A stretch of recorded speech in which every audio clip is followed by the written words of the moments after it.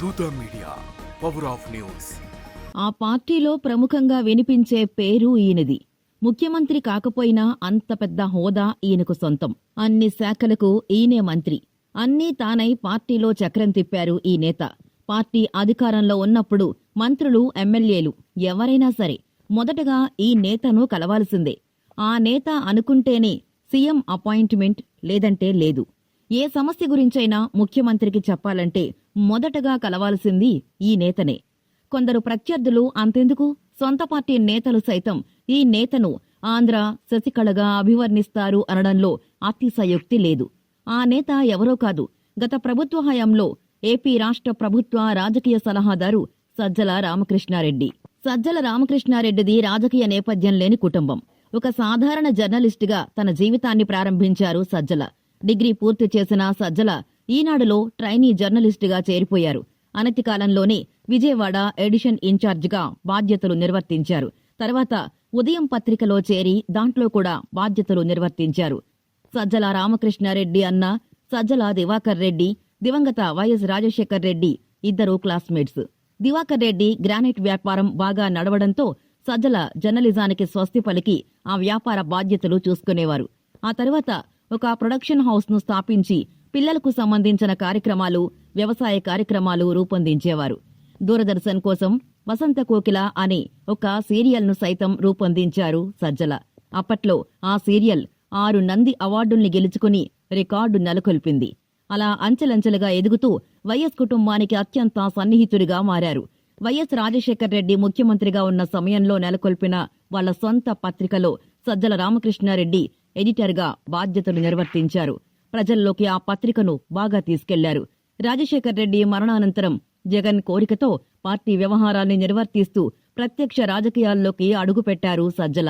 అలా రాజకీయాల్లోకి అడుగుపెట్టిన సజ్జల రామకృష్ణారెడ్డి జగన్ అత్యంత సన్నిహితుడిగా మారిపోయాడు. ఇక జగన్ ముఖ్యమంత్రి అవడంతోనే సజ్జలను రాష్ట్ర ప్రభుత్వ రాజకీయ సలహాదారుగా నియమించారు. దీంతోనే తెలుసుకోవచ్చు సజ్జల చతురత, నైపుణ్యం. ఇక సొంత పార్టీలోనే ఆయన్ని విమర్శించేవారు లేకపోలేరు. ఏ శాఖనైనా ఆయనే మంత్రిగా వ్యవహరించేవారని తీవ్ర విమర్శల్ని సైతం సజ్జల ఎదుర్కొన్నారు. అయినా కూడా అవేవీ కూడా పట్టించుకునేవారు కాదు. ఏ శాఖ గురించి మాట్లాడాలన్నా ఆయనే మీడియా ముందుకొచ్చేవారు. జగన్కి ఏదైనా విన్నవించుకుందామని మంత్రులు వెళ్తే సజ్జలే అడ్డుకునేవారని చెబుతుంటారు ఆ సొంత పార్టీ నేతలే. దీంతో విసిగిపోయిన సొంత పార్టీ నేతలు ఆయనపై బహిరంగంగానే విమర్శలు చేస్తూ పార్టీ నుంచి బయటకు వెళ్లిపోయిన సందర్భాల్ని మనం చూసాం. ఇదంతటికీ కారణం సజ్జల రామకృష్ణారెడ్డి అని సోషల్ మీడియా వేదికగా వైసీపీ క్యాడర్ విమర్శలు గుప్పిస్తున్నారు. సజ్జల తమ పార్టీకి ఆంధ్ర శశికళ వలె తయారయ్యాడని, అతణ్ణి పార్టీలో నుంచి బయటకు సాగనంపకపోతే నాయకులెవ్వరూ పార్టీలో ఉండే పరిస్థితి లేదని ఆగ్రహం వ్యక్తం చేస్తున్నారు. ముందు నుంచి సజ్జల రామకృష్ణారెడ్డి చేసే పనులు, అతడి నిర్వాకం వైసీపీ క్యాడర్కు మింగుడుపడని విషయంగానే ఉంటూ వస్తుంది.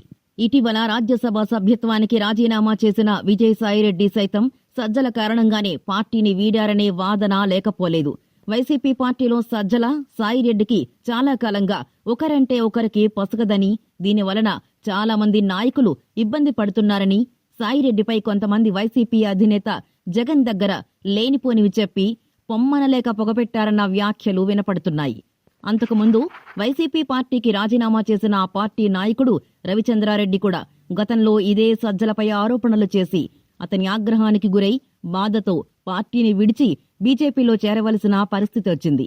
ఇన్ని జరుగుతున్నా, ఎంతమంది సజ్జలపై ఆరోపణలు చేస్తున్నా వైఎస్ జగన్ మాత్రం సజ్జలను మరింత అందలమెక్కించడానికి చూస్తున్నాడే తప్ప వైసీపీలో అలుముకున్న నిస్తేజాన్ని సరిచేసి ఎక్కడ తప్పు జరుగుతుందో తెలుసుకునే పని చేయడం లేదని కార్యకర్తలు ఆవేదన వ్యక్తం చేస్తున్నారు. ఈ ఆంధ్ర శశికళను ఎంత త్వరగా వదిలించుకుంటే అంత త్వరగా వైసీపీ పార్టీలో నూతనోత్తేజం తీసుకురావచ్చని సోషల్ మీడియా వేదికగా వైసీపీ అభిమానులు వ్యాఖ్యలు చేస్తుండడం చూస్తుంటే వైసీపీ పార్టీలో ప్రస్తుత పరిస్థితులు ఎంత దారుణంగా ఉన్నాయో చెప్పుకోవచ్చు. ఈ పరిణామాలను రాబోయే రోజుల్లో వైఎస్ జగన్ ఎలా హ్యాండిల్ చేస్తారో చూడాలి. For more updates please subscribe దూత మీడియా.